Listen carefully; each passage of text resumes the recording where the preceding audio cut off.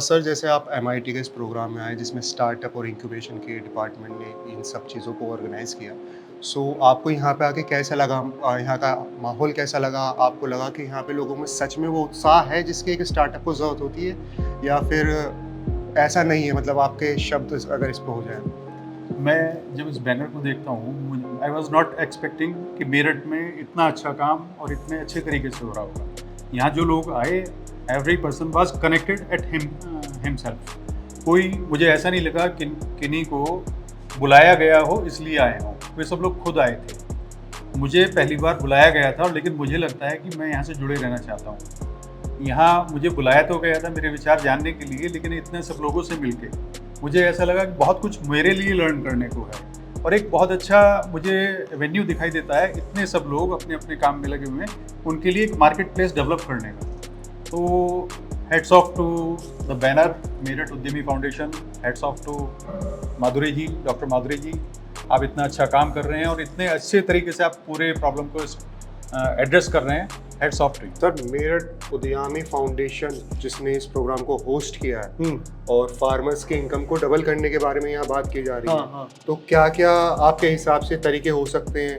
तो पहले तो सबसे पहले वापस मैं कहना चाहूँगा कि पूरी टीम, पूरे एमआईटी को मेरे तरफ से धन्यवाद। इतना बड़ा चैलेंज लिया है। जो प्रधानमंत्री का जो योजना है कि डबल द फार्मर्स इनकम, उसको आगे बढ़ाना शायद ही कोई एग्रीटेक इंस्टीट्यूट है पूरे इंडिया में जो ये चीज़ को सीरियसली लेके अचीव करना चाहती है, क्योंकि हम जगह जगह जा रहे हैं, सारे कॉलेजेस, यूनिवर्सिटीज़, किसी को भी इंटरेस्ट नहीं है।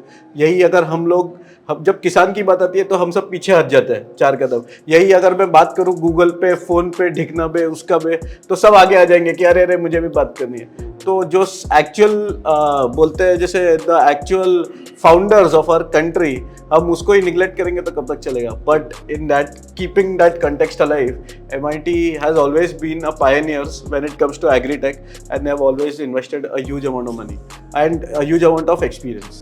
सर आज MIT में ये मेरठ उद्यमी फाउंडेशन के द्वारा ये प्रोग्राम होस्ट किया गया जिसमें किसान की इनकम को डबल करने के बारे में बात की गई। तो हमारे पास क्या क्या जरिए हो सकते हैं जिससे हम किसान के बारे में सोचें और उसकी इनकम को डबल कर सकें? आज का प्रोग्राम जो मेरठ उद्यमी फाउंडेशन के द्वारा ये आयोजित किया गया, ये एक बहुत अच्छा प्रोग्राम है। इसमें किसानों को व्यापारी बनने के बारे में बताया गया कि भाई हम लोग कैसे व्यापार कर सकते हैं और व्यापारी बन के अपना जो उत्पाद है उसको अच्छे दाम में कैसे बाहर बेच सकते हैं, जिससे फार्मर्स की इनकम को डबल किया जा सके या उसको बढ़ाया जा सके। एक ये माध्यम था मेरठ उद्यमी फाउंडेशन का, जिससे एक प्लेटफॉर्म पर लाके उन्होंने किसानों को और जो एक्सपोर्टर हैं उनको एक पटल पे लाके इकट्ठा किया और सभी ने एक दूसरे से की जो समस्याएं थी वो जानी। तो बेसिकली किसान अगर एक बिजनेसमैन की तरह सोचे तो शायद मार्केट में ज़्यादा अच्छा से सर्वाइव कर पाए। मेरा ये मानना है कि किसान तब तक है जब तक कि उसका उत्पादन जो है वो खेत में हो रहा है। उत्पादन के बाद उसको व्यापारी बन जाना चाहिए और व्यापार की तरह सोचना चाहिए कि वो अपने प्रोडक्ट को मार्केट में किस हिसाब से पैकिंग करके या अपने उत्पाद का अच्छा दाम ले सके, उसको व्यापारी की तरह सोचना चाहिए। तो वास्तव में किसान की इनकम बढ़ जाएगी। ऐसा नहीं है कि उसके उत्पाद का जो मूल्य है वो मीडिएटर ले। उसी के तहत जो है वो माननीय प्रधानमंत्री जी ने FPO का गठन किया है कि एक किसान उस चीज़ को नहीं कर सकता है, लेकिन अगर हम समूह बना के उस चीज़ को कर रहे हैं तो जो काम मीडिएटर कर रहे हैं वो FPO बना के किसान खुद कर सकते हैं। सर आज MIT और मेरठ उद्यमी फाउंडेशन द्वारा ये प्रोग्राम होस्ट किया गया जिसमें किसान की इनकम को किस तरह से डबल किया जा सकता है उसके बारे में चर्चा हुई, बातचीत हुई। तो आपके पास ऐसे क्या आइडियाज़ हैं जो हम किसानों को बताएं और किसान उस पर इम्प्लीमेंट करें तो उनकी इनकम को डबल किया जा सकता है? ये बहुत अच्छी पहल है आपके इंस्टीट्यूट और उद्यमी फाउंडेशन की तरफ से।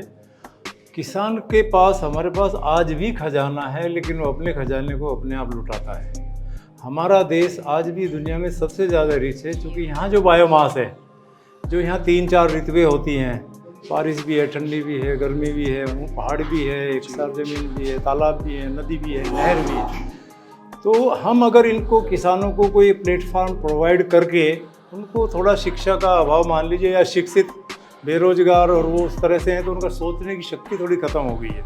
क्योंकि हमसे पहली पीढ़ी जो अनपढ़ थी वो हमसे ज़्यादा अच्छा सोच पाती थी। कैसे बीज डालना, कैसे खाद बनाना, कैसे गोबर की खाद प्रयोग करना, कैसे गाय भैंस रखना है। आज के आधुनिक युग में हम शायद इनमें थोड़ा पीछे चले गए हैं। तो सबसे पहले तो स्वागत है आपका MIT में। आज MIT और मेरठ उद्यमी फाउंडेशन ने एक पहल चलाई, इस प्रोग्राम को होस्ट किया ताकि किसान की इनकम को डबल ट्रिपल या जितना भी कमा रहे हैं उससे ज़्यादा कमा सके। तो आपके विचारधारा में किसान को क्या ऐसा करना चाहिए ताकि उनकी इनकम को बढ़ाया जा सके? बहुत अच्छा प्रोग्राम आपका रहा, इसके लिए धन्यवाद पूरी MIT ग्रुप टीम को। दूसरा, किसान एक उत्पादक है जो पूरी जनता का पेट पालता है और उसकी आय न बढ़ना एक दुख का विषय है। इसके लिए हमारा FPO भी, और हम ये सलाह भी देते हैं FPO के अपने किसानों को भी, सभी को, जो किसान उत्पाद कर रहा है उसके लिए जो दवाइयाँ वगैरह उसको बाजार से खरीदनी होती है, उसके लिए FPO के माध्यम से जो बिचौलवे हैं उनको डिस्ट्रीब्यूशनशिप है उनको हटा के डायरेक्ट कंपनी से डीलिंग करा रहे हैं। उसकी जो बीज का कमीशन है वो बच रहा है। उससे जब उत्पादन लागत घटेगी तो उसकी आय बढ़ेगी, और जो उत्पादन करने का कोई उसका प्रोडक्ट है, क्या गेहूँ हो, अनाज हो, कुछ भी मसाला हो, उसको बेचने में बिचौलिया का जो योगदान है वो FPO द्वारा समाप्त किया जा सकता है। उसको डायरेक्ट अगर कस्टमर तक पहुंचा दे तो जो बीज का बिचौलवा आने में गया वो भी कमीशन खत्म, और जो जाने में गया वो भी खत्म। तो इससे एक तरफ की आय आने वाली, एक तरफ की जाने वाली करके डबल इनकम हो सकती है। तो सबसे पहले तो वेलकम है आपका MIT में। जी नमस्कार। आज मेरठ उद्यमी फाउंडेशन ने इस प्रोग्राम को होस्ट किया जिसमें किसान की आय को बढ़ाने के नए नए तरीके हमने डिस्कस किए। तो आपके हिसाब से किसान अभी तक क्या ऐसा नहीं कर पाया जो वो आगे कर सकता है जिससे उसकी आय डबल हो जाए, ट्रिपल हो जाए? अभी वेस्टेज पे भी आज हमने प्रोग्राम किया है। गन्ने की जैसे पत्ती है, अभी वेस्टेज पे काफ़ी बड़ा प्रोग्राम हुआ है। और मैंने आपको बताया कि उसमें मैं भी जो बताया था कि 25 करोड़ की कम से कम पत्ती है मेरे यहाँ बागपत में जो जलाई जाती है। यानी कि 25 करोड़ रुपए में आप आग नहीं लगा सकते, पर वो एक तरह से प्रदूषण भी खराब हो रहा है। और हम उसको, किसान चाहता नहीं है कि मेरी अभी जो तकनीक बदली है 10 साल से, किसान ने अभी खेत में भी थोड़ी कमी है, उसको सुधार करना पड़ेगा। सरकार और हम सब कहते हैं अपनी मातृभूमि के लिए फसल चक्र चेंज बदलो, नहीं बदल रहा है, गन्ना ही गन्ना चल रहा है उसका। हमने उसका सोल्यूशन करने के लिए अभी हमारे गुड़ के लिए दुबई वगैरह में गुड़ खांड शक्कर की पहले नहीं थी, क्यों मांग आई है? उसको पता है कि गुड़ से शरीर में क्या फायदा है। हमारे घर में इतना उत्पादन हो रहा है, जहाँ उत्पादन नहीं हो रहा है वहाँ गन्ना नहीं होता। दुबई में आप जाइए तो दुबई में गुड़ खांड क्या कितने रेट मांगे खरीद रहे हैं? हमसे 4 गुना 5 गुना ज़्यादा खरीद रहे हैं। हम उनसे तेल खरीद रहे हैं।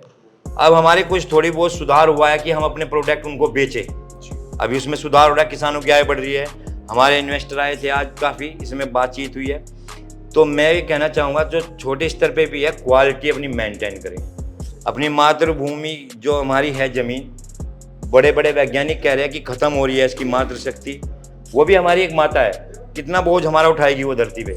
बिल्कुल राइट। हम अपने आप किसान थोड़ा सुधारेंगे, अपनी मातृभूमि के लिए फसल चक्र बदलेंगे, वो भी हमें ठीक रहेगा। अपने उसके लिए कुछ काम करेंगे आगे, मक्का बोए, चना बोए, कुछ भी ऐसी चीज़ें होनी चाहिए ना। जहाँ से होती है वो कहते हैं रेट नहीं मिलते। चने का चीज़ है, चने को आप ऑर्गेनिक करो, उससे 2 गुने रेट मिलेगा आपको। मैम सबसे पहले तो शुक्रिया आपका यहाँ पे आने के लिए। आप जब आते हैं, महिलाएं जब स्टेज पे आती हैं तो औरों को भी मोटिवेशन मिलता है। आपके निगाहों में ऐसा किसान को क्या करना चाहिए जो वो अपनी आय को डबल कर सके या फिर जो वेस्टेज है उसको ख़त्म कर सके ताकि उनकी इनकम और ज़्यादा बढ़ सके? सर पहले तो किसान को अपना खेती के बारे में सोचना चाहिए। क्या हम खेती कर रहे हैं, किस हिसाब से कर रहे हैं हम उस खेती को, कैसे हमें करनी है। अपने परिवार में बैठ के सोचना चाहिए इस चीज़ को। हमें एक तो ज़्यादातर दवाइयों का कम प्रयोग करना चाहिए खेतों में। इससे हमारे घरों में कैंसर ज़्यादा बढ़ रहे हैं और ये कैंसर की बीमारी ज़्यादा जाती है, हम खुद ही लेके आ रहे हैं अपने घरों में।